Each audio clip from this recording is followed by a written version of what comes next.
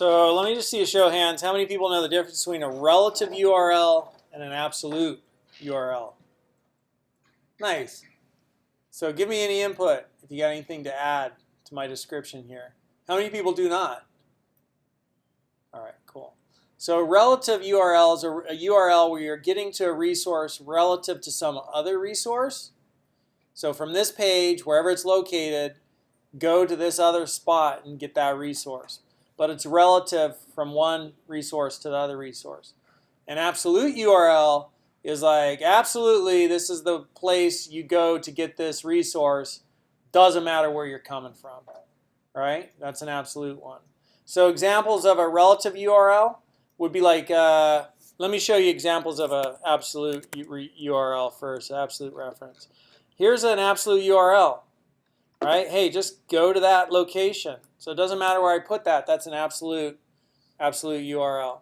Another absolute URL is starting at the root of my website.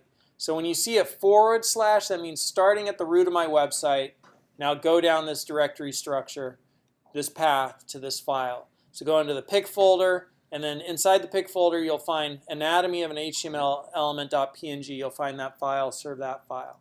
So when it starts with a /, that is also absolute URL.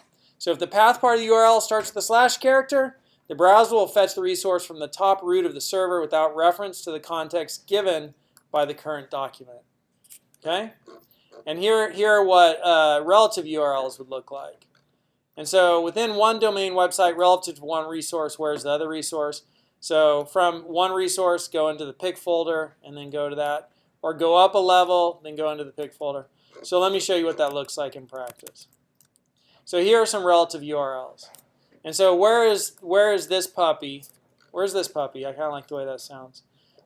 So here's the file, index.html. Okay.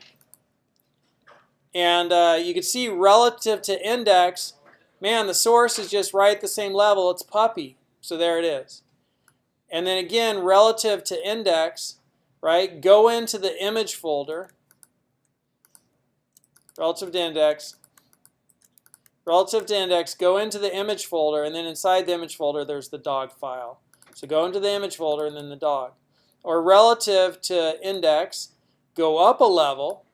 So when we go up a level, we were in 0.8. That's where index is, right? So we go up a level, and we are now right here. We came out of 0.8. We're now up there. We went up a level. Let me just bring this down a little bit. And then from there, go into 0.0.0 image and go for pup. Okay, so that's how we got to that one. So that's all relative to this document. That's a relative URL. Absolute URL right here. Let's look at some of these. Relative, relative, relative. And then here are some absolutes. Okay, so absolute, just the straight, HTTPS URL, go to that location. And then also absolute. Here we have from the root of the site, go into 0.0.9 absolute URLs, and then go into puppy. Right? So go into 0.0.9 absolute URLs, and then get puppy. And so let's just take a look at that one and see that works. So we've got 5 images. 1, 2, 3, 4. Because I'm not serving this through, it's like WebStorm's own server. But we could look at that in with the Go, set up our own server, and that would work. That would work. But it's not working here because it's just the way JetBrains is set up. All right, so that's absolute versus relative URLs. Anybody got any questions on that?